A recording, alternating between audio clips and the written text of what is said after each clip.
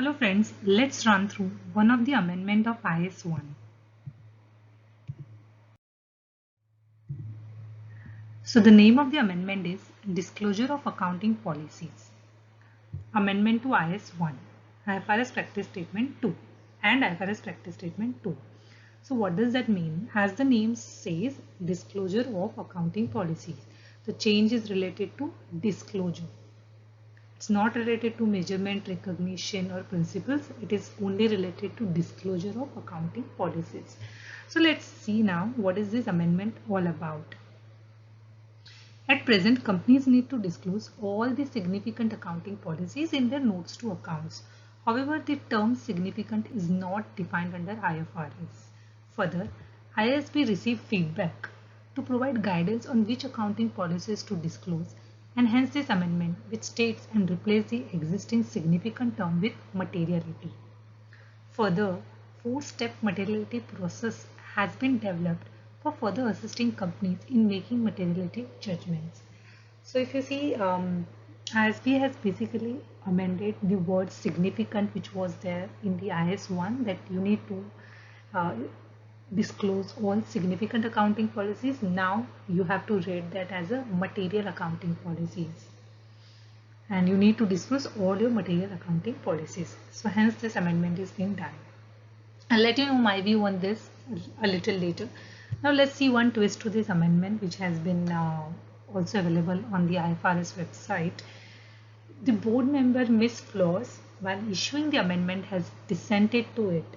Ms. Flores believes that stating that accounting policy information is material, even if it is standardized or duplicates the requirement of IFRS, if the underlying accounting is complex and users of the entity's financial statements would otherwise not understand material transactions, other events or conditions, stretches the concept of materiality beyond its intended scope and undermines the overall aim of the amendments, which is to help an entity reduce the disclosure of immaterial accounting policy information. Basically, what she means is that if your accounting is a bit complex, or if the transactions which you do are a bit complex, so even the immaterial information would be material for someone, because it's really a materiality is a very relative and subjective term. So effective date. This amendment is effective from period beginning on or after 1st January 2023, but you can apply it from now as well, because earlier application is permitted. In its transitional provisions, it has been stated that it should be applied prospectively. So what's my opinion on it? So if you see, actually there is, as such, fundamentally there is no change. This is what my opinion. The change is basically more on alignment of terminology across the IFRS. The change has more sought to do with the standardization of the format and structure. From practical perspective, this change is again relatively subjective in the hands of reporting companies. Because for companies, what significant mean and what material mean, it's again a judgment which management has to apply.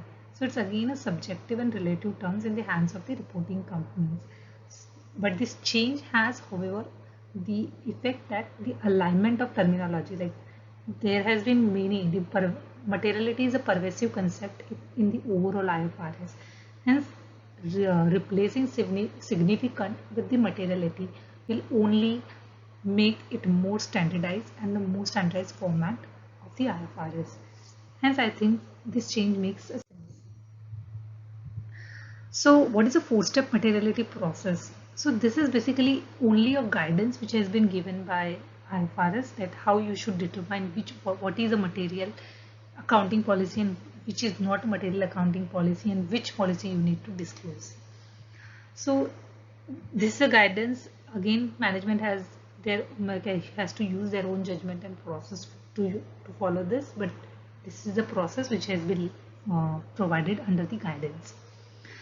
So step 1 is to identify material information. So basically every company has to identify what is their material information. To identify that, every company needs to see what are the IFRS which are applicable to them. What is a common requirement of the users who use their financial statements. Based on that, they need to identify what is the material information. Step 2 is the elimination round, where it says to assess information if material. You need to basically assess it, or you need to basically run through what you have collected.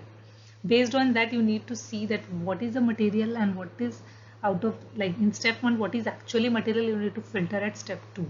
Step 3 is basically whatever you have finalized up to step 2, you need to organize it in a clear and concise manner. And step 4 is review it once again, and if there is any changes, please do the needful changes. Thank you. I'll see you with another video soon. Thank you.